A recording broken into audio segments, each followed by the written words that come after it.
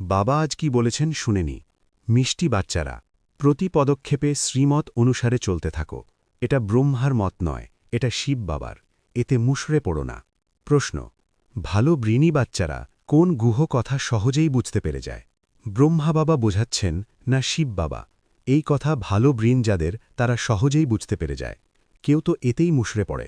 বাবা বলেন, বাচ্চারা, বাপ দাদা বলেন দুইজন একত্রিত, তোমরা ম্রিয়মান হও না, শ্রীমত বুঝে চলতে থাকো। ব্রহ্মা বাবার মতেরও রেসপন্সিবল হলেন শিব বাবা। ধারণার জন্যে মুখ্য সার: ১. সেন্সিবল হয়ে সত্যিকারের সেবাতে নিয়োজিত হয়ে যেতে হবে। জবাবদার হলেন একমাত্র বাবা, সেই জন্য শ্রীমতের উপরে সংশয় রাখতে নেই, নিশ্চয় অটল থাকতে হবে। ২.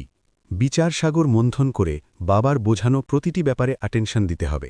নিজে জ্ঞানকে ধারণ করে অপরকে শোনাতে হবে।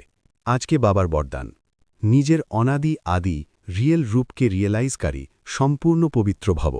আত্মার অনাদি আর আদি, এই দুই কালের অরিজিনাল স্বরূপ হল পবিত্রতা। অপবিত্রতা আর্টিফিশিয়াল। শূদ্রদের দান। শূদ্রদের জিনিস ব্রাহ্মণেরা ইউজ করতে পারে না।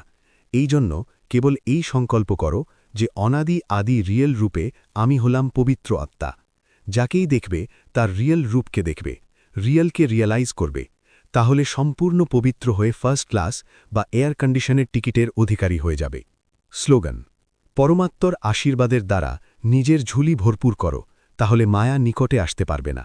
অব্যক্ত ইশারা: এই অব্যক্তিবাসে বন্ধন মুক্ত থেকে জীবন মুক্ত স্থিতির অনুভব করো।